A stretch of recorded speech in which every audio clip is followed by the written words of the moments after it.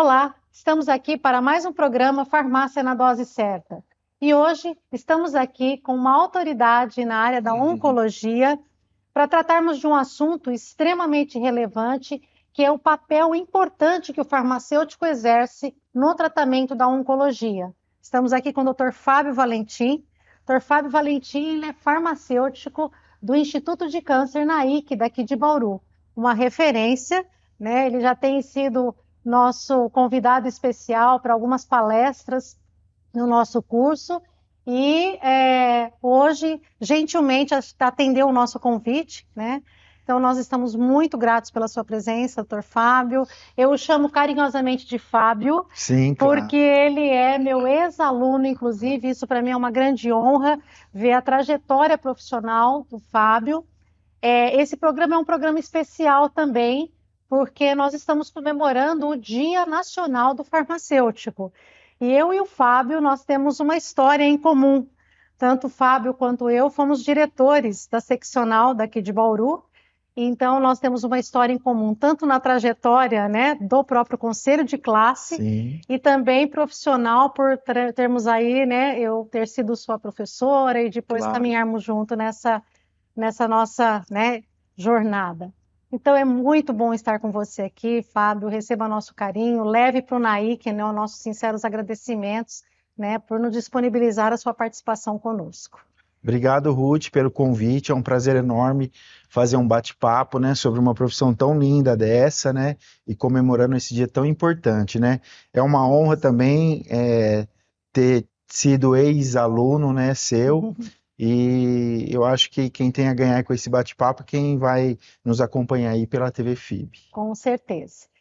E nós vamos começar, então, o nosso bate-papo aqui, Fábio. Eu queria colocar para você qual é o papel do farmacêutico dentro da equipe multidisciplinar no tratamento do câncer. Importante a gente entender que existe uma equipe, né? E qual é o papel do farmacêutico dentro dessa equipe? Então, o farmacêutico dentro da equipe multidisciplinar no tratamento da oncologia, na verdade, exerce diversas funções, né? Vou citar algumas delas. A manipulação, que é de responsabilidade de âmbito farmacêutico mesmo, então só nós, profissionais farmacêuticos, podemos manipular os medicamentos quimioterápicos, mas a gente também realiza a farmácia clínica junto aos pacientes para orientá-los quanto ao uso correto dos medicamentos, as possíveis reações adversas, a questão do conhecimento de cada medicamento, então da estabilidade deles, onde eu devo diluí-lo ou não, a troca de informação e de ideias para a escolha, para a discussão de um protocolo clínico junto com a equipe médica, com os oncologistas, e com toda a equipe de enfermagem, psicólogo, fisioterapeuta, né, para estar discutindo caso a caso, sabendo que a medicação oncológica ela é bem complexa e pode trazer algumas reações não muito comuns com medicamentos que a gente está acostumado a ver. Muito interessante. Isso é importante até porque desmistifica um pouco aquela percepção que muitos acabam tendo que o farmacêutico apenas lida com o medicamento, com a manipulação, no caso da quimioterapia, que é um ato exclusivo de fato, né? Mas nós temos um papel muito importante em todo o contexto desse tratamento oncológico, né, Fabinho? Sim, até porque, né, Ruth, o que eu falo é que as pessoas têm que começar a ver o farmacêutico não só como uma caixinha de remédio, mas aquele profissional farmacêutico, profissional da área da saúde também, que ele também faz o acolhimento, né, do paciente. No NAIC, por exemplo, a gente tem vários exemplos e assim acredito que seja nos demais serviços, que tem aquele paciente que às vezes ele tem uma facilidade de se comunicar com você e tem uma maior dificuldade de se comunicar com um outro profissional, ele tem um carinho por você e aí por conta disso ele te fala coisas que de repente ele não falou nem no consultório, até mesmo de reações, alguma coisa que pode implicar, impactar no tratamento dele e que daí naquela conversa de acolhimento, até mesmo, né, de amigo ali, porque você, você quer transformar ali o seu conhecimento em acolhimento mesmo, né? Então, você acaba tirando informações importantes para o tratamento desse paciente, para adesão, para esclarecimento de dúvidas e às vezes até para condutas médicas, né? Então acho que é isso. Você falando nisso, é bem o lado de uma humanização mesmo, né? Porque se trata, não é uma patologia tão comum, né? A gente pode dizer assim, quanto são as outras. A pessoa já, quando recebe o diagnóstico, aquilo para ela já é uma, né? Já gera na cabeça um turbilhão de coisas, né? Então, esse lado de receber, de acolher, né? E entendo que isso acontece com a família, com os familiares também, Sim. né? Fábio, não. Sim, eu vou falar do NAIC porque é onde a gente tem as Sim, por favor. experiências, né?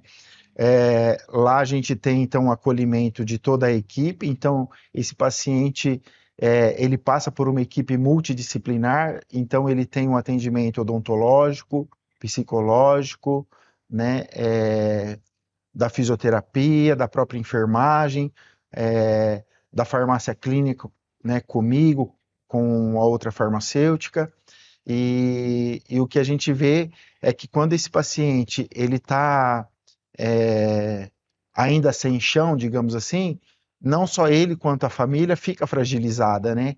E o atendimento lá no NAIC por parte da psicologia, ela se estende também aos familiares, né? Legal. Para que todos fiquem sabendo da doença, para que também o paciente ele tenha voz, né? Para que ele seja escutado Sim, e que a vontade dele também seja respeitada, né?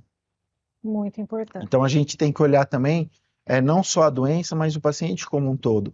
E de saber e de ter, né, na nossa mente que qualquer queixa dele ou qualquer fala dele é importante. Então eu acho que o paciente, os familiares, eles têm que ser ouvidos, têm que ser acolhidos, e lá esse atendimento psicológico é estendido também para os Para os familiares. familiares, muito interessante. E você, quando apresentava, né, esse papel do farmacêutico na equipe multi, você falou a respeito da atuação clínica, né? Nosso contato é a farmácia clínica mesmo, Sim. né, Fábio?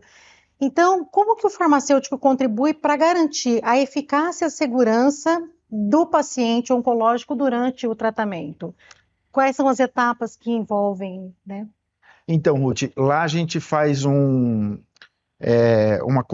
conversa, e daí o que eu falo que não é uma conversa de corredor, na verdade a gente senta frente a frente com o paciente, com o familiar, para a gente, em primeiro lugar, saber quais são os medicamentos que esses pacientes usam. Uhum. Porque muitas vezes são pacientes idosos, né, polifarmácias, né, que fazem uso de medicamentos por outras comorbidades, como por exemplo uma hipertensão arterial, uma diabetes, e também de entender as questões basais desse paciente. Então, tipo assim, eu sei que de repente ele vai usar um medicamento no protocolo que vai causar diarreia, mas para depois o médico poder graduar essa diarreia, eu tenho que saber hoje como que seu intestino funciona. Ah, eu vou uma vez ao banheiro, eu vou duas vezes ao banheiro. Então, se ele faz durante o tratamento dele esse número aumenta, então a gente pode considerar que ele está tendo uma diarreia grau 2, grau 3. Então, assim, é um exemplo, né, bastante simples, mas que é interessante a gente conhecer os hábitos, né, as condições basais desse paciente para depois, a hora que ele inicia o tratamento, a gente poder comparar de como ele era e como que ele está, para a gente saber se ele realmente está tendo uma reação adversa grave, se é só uma observação, se tem que o médico de repente intervir com uma medicação, se tem que de repente fazer um reajuste de dose, suspender o tratamento, trocar o tratamento.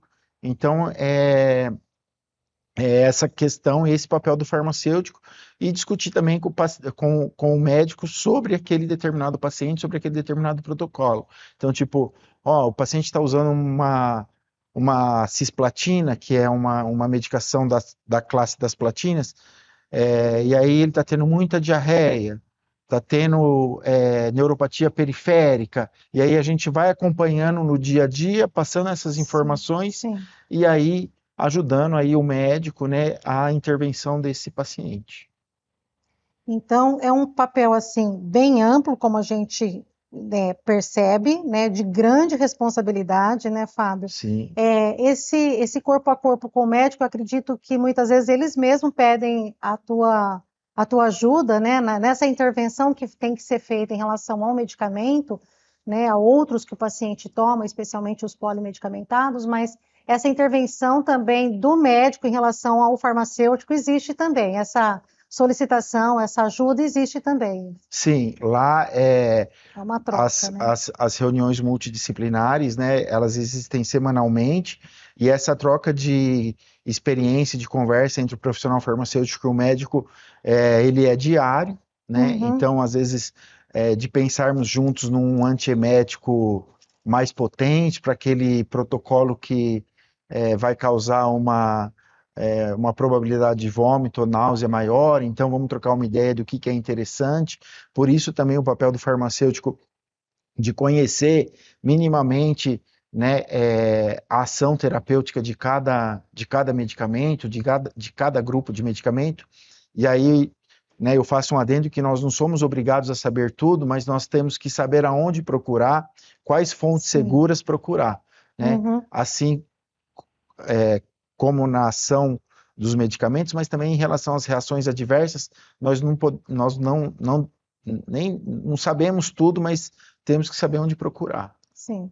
É uma necessidade diária porque as interações elas variam muito, os novos fármacos que vão surgindo, né, Fábio? Então, há uma multiplicidade aí de situações, novos fármacos, novas situações, novos medicamentos oncológicos vão surgindo também, e tudo isso acaba, né, implicando ali nesse estudo, nessa pesquisa. Então, isso é natural no nosso meio, né? Eu costumo dizer que a farmácia ou a saúde como um todo, ela não é estática, né? De maneira alguma. Então, a gente tem que estar sempre buscando mesmo, estudando, né? Sim, E por isso eu falo que é uma área também de muita pesquisa, de muito investimento em estudos, né? sim, Pela complexidade dela. E como a gente fala em eficácia, né, de um tratamento, né, efetividade, segurança, isso envolve o preparo do medicamento também. Você já falou, né, o papel exclusivo aí nosso, do farmacêutico. Quais são os critérios que vocês têm dentro dessas normas da manipulação propriamente dita, né, do rastreamento de todo esse medicamento, né, os protocolos que vocês. Como que funciona essa parte dentro do instituto até, né, porque sim. você está lá, A gente questão de. segue, né, as RDCs de boas práticas de manipulação. A gente faz toda questão de rastreabilidade dos produtos, a seleção dos nossos fornecedores, então eu peço toda a documentação Uhum, necessária para os nossos fornecedores, então eu tenho licença, assim como a gente apresenta, né, para que a gente possa comprar e possa funcionar, eu também peço licença de funcionamento, Anvisa, tudo isso dos uhum, nossos fornecedores, uhum. né? E, e voltando um pouco em relação à reação adversa que você falou dos novos medicamentos, antes acabava se resumindo em náusea, vômito e diarreia. E Isso. agora, com o surgimento de novos medicamentos, né, como a imunoterapia, por exemplo, hoje a gente vê reações aí imunomediadas também. E é algo que não é estático, né? É a questão dos medicamentos, da farmácia. Eu acho que Exatamente. assim, aí é pessoal isso, mas o grande desafio meu é de você arrumar tempo do tanto que você tem que estudar, na verdade, para Sim. você estar sempre atualizado, porque a gente nunca para de estudar, né, Ruth? Nunca paro de estudar, de forma alguma, né? E é isso que nos torna profissionais diferenciados também, né? Então, se a Sim, gente quer ser um bom profissional, comprometido com a saúde da sociedade, da nossa, né, comunidade como um todo, é relevante, é fundamental, né, essa nossa vida diária de estudos, de pesquisas, né, Fábio? sim, Quando a gente fala, você falou das reações adversas, eu acho que aí também tem a ver com as interações, né? Eu acho que interações dentro dessa questão da segurança, da efetividade. Ainda fala um pouco para a gente sobre a questão das interações, vocês devem ter um cuidado nesse sentido também, sejam elas interações com outros medicamentos, como você já bem colocou, mas também com alimentos, né? Enfim. as interações a gente estuda antes do protocolo, então a gente, como eu te falei, a gente faz um levantamento dos medicamentos de uso contínuo desse paciente, e aí a gente tem uma ferramenta lá muito segura, onde a gente faz a consulta, e Sim. aí a gente tem interações onde realmente o médico só vai acompanhar, né, esse paciente, algumas interações que são proibidas, então aí a gente tem que pensar, às vezes, né, o médico tem que pensar em substituir uma medicação ou outra, e tem aquela que, apesar de repente, ser perigosa, digamos assim, o benefício ele é maior que o risco. Uhum. Então, isso com certeza também deve ser avaliado, né? É, que quando o benefício é maior que o risco e o paciente ele é acompanhado de perto, então eu acho que daí também vale a pena, porque a gente sabe que o paciente ele vai responder aquele protocolo de tratamento, né, quimioterápico, com imunoterapia, com medicamento checkpoint, enfim, mas que ele de repente tem um medicamento que não dá para ser substituído, mas que ele pode causar uma interação, mas como ele está ali no dia a dia, como ele está sendo acompanhado de perto e o benefício vai ser maior que o risco, então vale a pena a gente tratá-lo. E você falou uma coisa importante: os tratamentos, eles têm períodos, né? Então, geralmente são tratamentos por um período, né, mais prolongado. E como que é o acompanhamento? Como que você, enquanto farmacêutico, né, acompanha esse paciente, tanto ali próximo, mas quando ele já está na casa, está em casa, como que funciona esse acompanhamento? O que que você nos fala a respeito? O que que é importante acompanhar, né, nesse paciente? Eles têm o nosso contato direto, tem um plantão também 24 horas, né? Uhum. E esse paciente, da periodicidade do tratamento, então esse paciente ele está lá na clínica ou semanalmente, ou quinzenalmente, ou mensalmente, né? Uhum. E pela facilidade de entrar em contato com a gente, se nesse meio tempo ele tiver alguma coisa de diferente, né, ele entra em contato e aí ele vai para a clínica. Então, um paciente que é tratado no NAIC hoje, se ele tem algum evento adverso, alguma coisa, ele não vai para pronto atendimento de hospital. Primeiramente, ele vai lá para o NAIC. Porque se for alguma coisa que dê para conduzir com segurança ali no NAIC, às vezes é uma desidratação, às vezes é Isso que eu ia uma perguntar. náusea, às vezes é uma diarreia um pouco mais grave, mas que dê para conduzir ali, esse paciente ele vai lá diariamente, se for necessário, E para faz ali mesmo. hidratar, para Aham. fazer um antibiótico, seja lá o que for, para restabelecer a condição dele, é feito ali. Então a gente evita que esse paciente já debilitado ele vá para um pronto atendimento, às vezes muitas vezes lotado, com mais pessoas, Uhum. com às vezes um tempo de espera um pouco maior. Então a gente dá esse suporte para esse paciente lá. Com certeza, bem melhor, confortável para o paciente, né? Ele se sente seguro porque ele está com a equipe dele, né? Porque Sim, já é um transtorno você, né, tá no tratamento, não se estar se sentindo bem, né? E ainda estar num outro ambiente, não é com os seus médicos, não é com a sua equipe, né? Então isso deve desestabilizar emocionalmente também sim. esse paciente, né, Fábio? E o que a gente percebe é que, como a gente trabalha muito com humanização, então, assim, eles acabam se aproximando da gente, sendo tão bem acolhidos, que eles se sentem seguros mesmo de estar lá com a gente, assim, né? Uhum. Então, tem paciente que às vezes até fala, nossa, sinto saudade de vir aqui, né? Olha só. O paciente trata lá a cada 21 dias, por exemplo, quando ele chega lá, ele chega todo feliz. Nossa, eu já estava sentindo saudade de vir aqui, porque aqui eu me sinto tão bem, Uhum. né? E isso nos deixa muito feliz porque nos remete que o nosso trabalho está sendo bem feito, né? Que Uhum. a gente está conseguindo proporcionar o que de repente ele esperava, né? E esse acompanhamento se estende aos familiares também, Se né? estende Porque aos às vezes é familiares. uma pessoa que tem mais autonomia, né? Um paciente que tem mais autonomia, mas pode se tratar de uma pessoa que nem tem tanta autonomia, e aí são mais os familiares mesmo, né? Sim, inclusive, Ruth, lá Ah, nós temos uma casa de apoio, né? A Casa de Vida. E olha agora, só. se não me falha a memória, depois eu posso até confirmar para você, mas acho que é dia 30 a gente vai ter uma primeira palestra lá na casa de apoio, né? Que é dentro da própria estrutura lá do NAIC, né?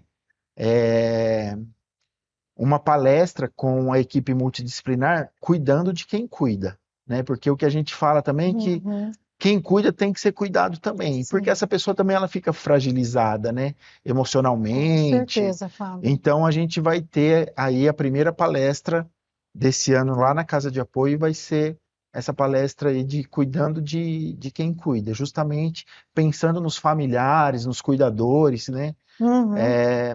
Para também se sentirem acolhidos pela gente, né? É. E com isso gera para eles também uma segurança no cuidado, né, com o familiar, né? Porque de alguma Sim, forma ele está sendo acolhido também, e isso gera uma segurança também, né, Fábio? Que é muito sim, importante, né? sim. As vitórias têm sido bem maiores, digamos Ah. assim. E você falou nisso, me veio um outro ponto.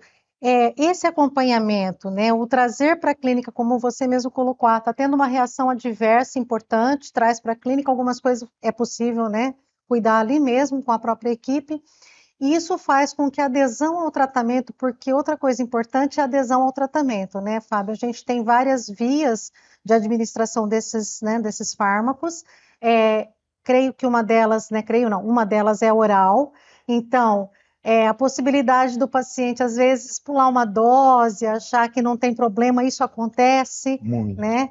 Então, conta um pouco para a gente sobre isso e o quanto, então, ter esse acompanhamento fideliza o paciente à adesão. Sim, isso acontece muito quando não orientado, digamos assim, né? Uhum. Hoje, de 70% a 80% das operadoras, infelizmente, digamos que elas mandam o comprimido direto para a casa do paciente, Ah, tá. né?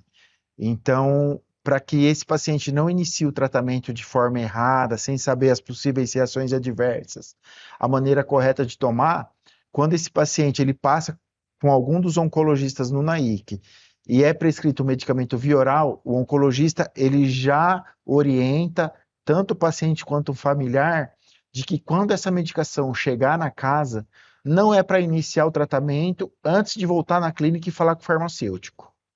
Porque daí ele vem comigo com a caixinha lacrada e aí eu vou orientá-lo sobre o uso correto, sobre a dosagem correta, sobre como que deve tomar, como deve ser armazenado, que é um medicamento quimioterápico, A importância de não a pular de doses, não né? pular dose, o intervalo, tipo, eu tomo todo dia às 10 horas da manhã. Ah, mas eu lembrei às 4 da tarde.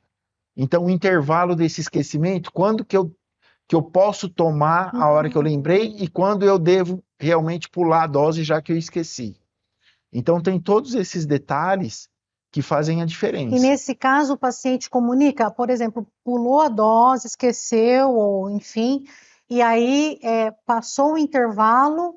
Nesse caso, ele precisa estar entrando em contato com Ele você. comunica, Comunica. comunica. E quem acaba não comunicando, a gente acaba pegando, porque daí, quando chega no final do mês, que esse paciente vai com a caixinha lá É para mostrar, sofrido. ele vai estar com sobra. Aham. Então, daí a gente fala, ó, faltou tantos dias. E aí ele acaba falando, faltou e eu esqueci, ou ele mesmo quis omitir, digamos assim, né? Uhum.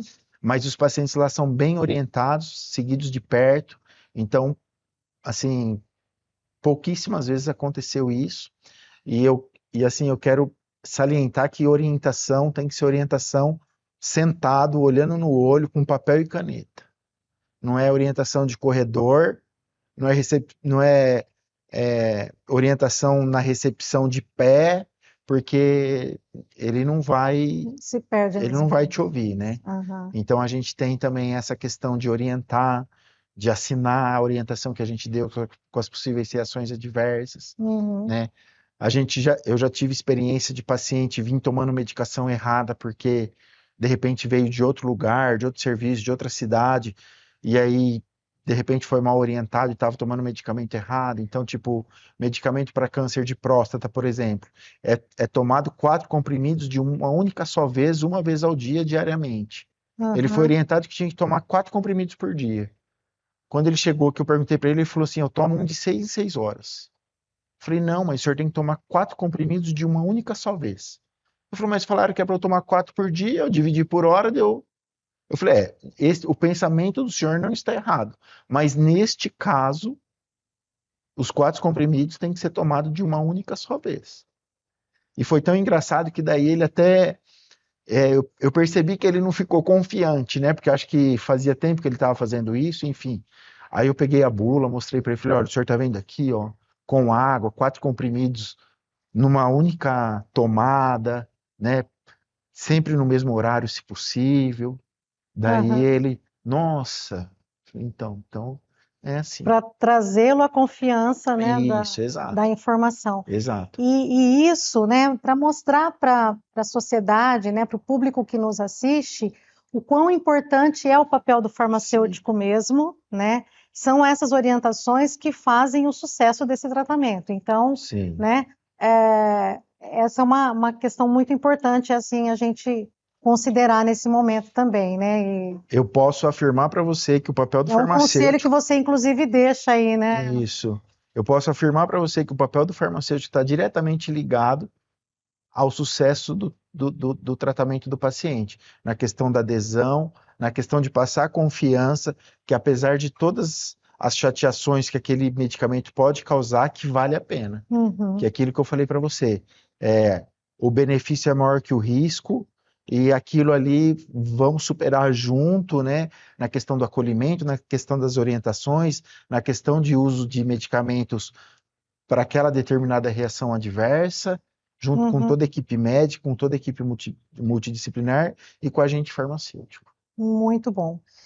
E, Fábio, vamos falar um pouco sobre a parte da pesquisa, inovação e capacitação, atualização profissional, porque muitas vezes as pessoas perdem de vista, né, que nós, além de sermos um profissional de uma gama de atribuições grandes, né, voltada aí para os fármacos, medicamentos, para o cuidado farmacêutico, voltado para a tecnologia, né, desses fármacos, né, desses produtos, as pessoas às vezes acabam se perdendo que nós temos uma atribuição dentro da pesquisa muito importante também, porque somos nós que descobrimos novos fármacos, né? É o profissional que está, né? Claro que tem outros profissionais que podem, mas nós estamos inseridos também no segmento da pesquisa, Sim, né? bastante. Bastante importante isso. Então, assim, o que você nos fala dentro da área da onco? Como que vai a pesquisa, né? Como está a pesquisa? Novos fármacos eu acho que deve surgir assim de tempos em tempos. Qual é essa periodicidade, se você tiver essa estimativa, né? E também falar um pouco sobre a questão da importância da atualização profissional, né? Nesse contexto. A gente já viu antes nas nossas falas anteriores o quão é importante, mas fala um pouco para a gente a respeito. A pesquisa clínica é um ramo de atividade, digamos, que está crescendo bastante no Brasil. A maioria dos estudos, eles são multicêntricos e internacionais. Há um tempo atrás vinha poucos estudos para o Brasil, mas agora começaram a Uhum, vir mais porque o processo de aprovação por parte da CONEP, da própria Anvisa, tem sido mais rápido, uhum, né? O Brasil é um país de várias raças, digamos, que é interessante para os estudos, né? Os estudos de novas drogas, elas surgem assim, uma atrás da outra, e quando não são drogas que já são utilizadas por por uma determinada indicação, mas que para aprovação de indicação para um outro tipo de câncer, por exemplo, tem que ter a pesquisa clínica, digamos assim, propriamente uhum, dita, né? E hoje eu sou coordenador do Centro de Estudo e Pesquisa do NAIC. O farmacêutico, né, ele é responsável também por recebimento de medicamento, de kits de laboratórios, por contabilidade desses medicamentos, por manipulação, por dispensação, né, uhum, dentre outras atividades. De estar atualizado, isso não faz parte uhum. de quem quer crescer, não estudar e não atualizar, isso está fora de cogitação. E a pesquisa clínica é um mundo maravilhoso, porque você pode oferecer tratamentos inovadores para pacientes que é do serviço público e Interessante. que talvez não teria oportunidade de utilizar essas drogas, Uhum, né? Hoje a gente tem, por exemplo, no NAIC, estudo voltado para pulmão, por exemplo, que de droga já utilizada para indicação de melanoma, por exemplo, e agora para indicação nova de pulmão, então tem esse estudo que a gente está recrutando para a utilização dessa droga. Então, assim, a pesquisa clínica, ela dá essa oportunidade para os pacientes, né? Eu acho que o paciente que tem perfil, o paciente que atende os critérios de inclusão e exclusão de estudo, eu acho que ele tem que participar porque é uma oportunidade, né, de uma qualidade de vida, enfim, e que os desfechos são sempre muito positivos, né? Tanto que Uhum. grande parte dos estudos, depois as drogas são aprovadas e a gente percebe no dia a dia que os eventos adversos têm, têm diminuído cada vez mais com as medicações, né, Uhum. inovadoras aí. Olha só. Então, são indicadores, a pesquisa clínica em si, ela traz indicadores, né, para o sucesso do tratamento, para outras possibilidades, né, que essa droga possa contribuir Sim, também, né, seria algo nesse sentido, Fábio. Os resultados aí seriam promissores, até como você falou, para um paciente que precisa né, de uma nova tecnologia que às vezes não tem no SUS, ou enfim, né? exato. E é para drogas inovadoras que ainda não têm registros, né, que estão em Aham. fase de pesquisa, Ah, é para importante drogas que isso. já têm registro, mas que estão buscando e estão fazendo estudos para outras indicações. Uhum. E lembrar que a pesquisa também não é só de medicamentos, tem também de dispositivos, né? Uhum. Então, às vezes, catéteres cardiovasculares, daí no ramo da cardiologia, né? É, a gente tem, por exemplo, né? Eu posso ficar à vontade de falar Com aqui, né, Ruth? certeza. A gente tem um estudo lá no NAIC, por exemplo, para câncer de bexiga, né? É, onde o paciente, num determinado prazo do estudo, a gente tem paciente lá utilizando, é um dispositivo que ele é inserido na bexiga e ele fica liberando o medicamento gemcitabina no período de 21 dias. Então, ele é um dispositivo que ao invés do paciente ir lá instilar direto na bexiga, embora ele fica com esse dispositivo inserido na bexiga, instilando a gemcitabina por 21 dias. Nossa, que Então, são assim fantástico. tratamentos inovadores e que, lembrando que também todos os medicamentos hoje, né, independente se forem oncológicos ou não, vamos falar da classe dos antibióticos, por exemplo, uma ampicilina, né, Uhum. ela também passou por pesquisa clínica, teve Sim, participante todos para que hoje eles. você possa ir na farmácia com uma receita médica e poder comprar a sua ampicilina. Aham. Mas lá atrás, alguém participou de um estudo, se Isso. beneficiou com o uso da ampicilina e hoje ela está disponível nas farmácias. E vale destacar que é isso que chega, que o medicamento, todos eles passam, né? Independente da classe farmacológica que estamos destacando, mas todos eles passam para que justamente possa chegar, né, no consumidor final ou no paciente com segurança, efetividade, Sim. né? E lembrando que quando chega nessa fase, que o paciente ele já está sendo recrutado e já está usando um medicamento inovador, né? Ou não, dependendo do braço que ele caia. Esse medicamento inovador, que ele não tem registro nem nada, desmistificar que, tipo, pode causar algum mal. Na verdade, quando ele está nesta fase, os testes de biossegurança, os benefícios, segurança já foi Já testado foram lá em testados fase 1, fase anteriormente. 2, né? No Isso, no pré-clínico, né? pré-clínico. Então, quando ele está aqui, ele já está com a dose fixa, daí já é uma outra situação, é mais para ver alguns eventos adversos, já Uhum. esperados ou não, né? Assegurar a posologia Então, a dessa droga. segurança já está garantida, né? Para Aham. desmistificar isso, tipo, eu vou participar de uma Uhum. pesquisa, mas eu não sei o que vai acontecer comigo.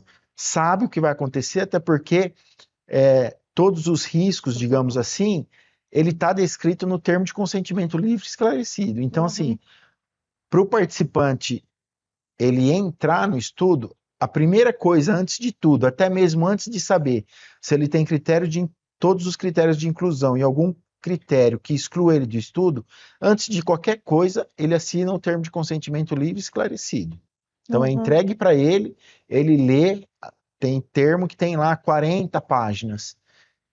Ele tem o tempo que ele precisar para que ele tome sua decisão tranquilamente, ele Com todos os pessoalmente, ele esclarecimentos, né? com o acompanhante, com o familiar dele, mas só a hora que ele assina o termo e que ele, por vontade própria, após a assinatura do termo, aí sim começa toda a questão de tipo coletar exames de screening, começar a fazer todos os processos que a gente tem que fazer para saber se esse paciente ele vai atender os critérios de inclusão.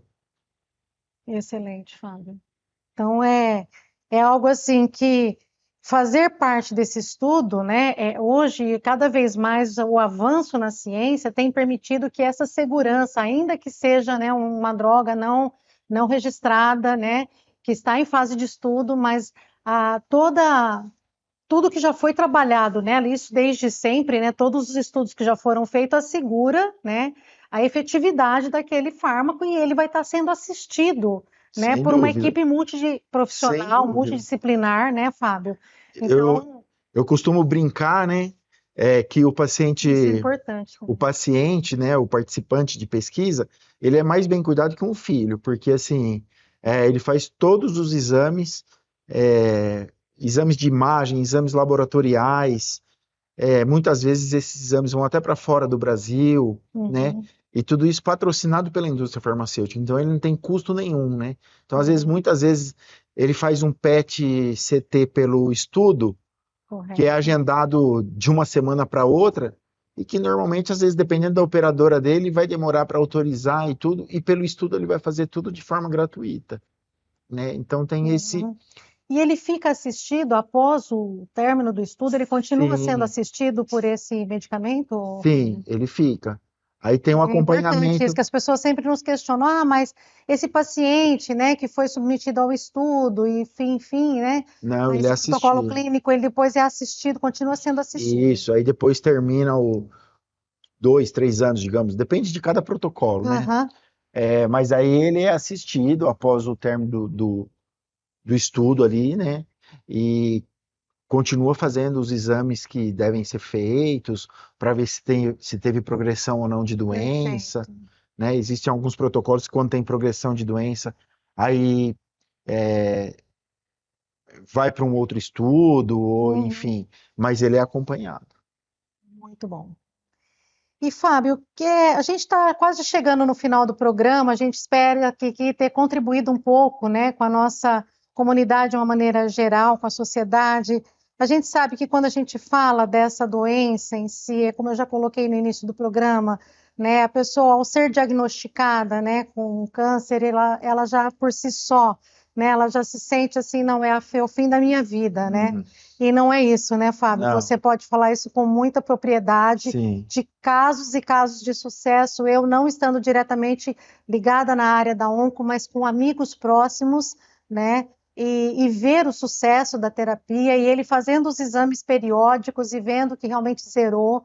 Então, isso é muito importante, né, sim. Fábio? A questão da pessoa entender que não é o fim da vida, né? Não, de maneira alguma. Às vezes ele pode ser um cardiopata, né? E ter uma brevidade muito maior do que um caso, né, de um câncer. Sim. Então, o que eu queria que você deixasse agora, especialmente para os pacientes oncológicos que nos assistem, mas para a nossa comunidade como um todo, é sobre a importância do farmacêutico no tratamento do câncer, no tratamento oncológico. Fábio, o que você deixaria, né, de recomendação como farmacêutico, mas como um profissional da saúde também?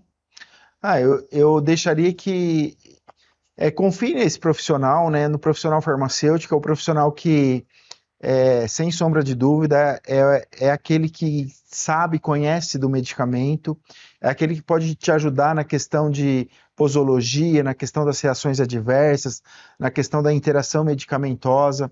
Não veja esse profissional como aquele cara que só está lá manipulando e que quando você olha para ele, você só vê um frasco de medicamento, digamos assim, e esquece do profissional que ele é e de quantas coisas boas que ele pode te trazer durante o tratamento, durante o pós-tratamento, até na questão do acolhimento, né? Eu acho que hoje é, o cuidado, ele faz toda a diferença, né? Não só na oncologia, mas o paciente bem cuidado, você vê que ele vai muito bem, vai muito melhor.